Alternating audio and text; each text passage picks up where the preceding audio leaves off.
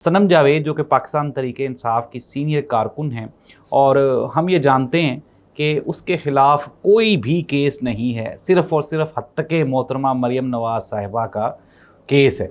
और मरियम नवाज़ साहिबा ही नहीं चाहती कि वो जेल से बाहर रहें और बेचारी एक लंबा अरसा पहले भी जेल काटी, अब दोबारा फिर काटी।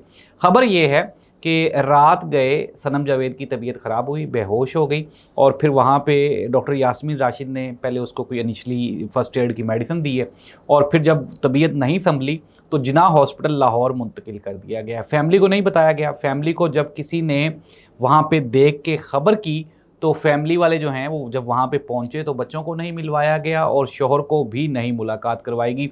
वालदा को दूर से देखने की इजाज़त मिल गई। अब वल्लाह आलम फैमिली ये कह रही है कि यार हमें ये तो कम अज़ कम बताएं कि सनम जावेद को हुआ क्या है और मेडिसिन कौन सी दी जा रही है।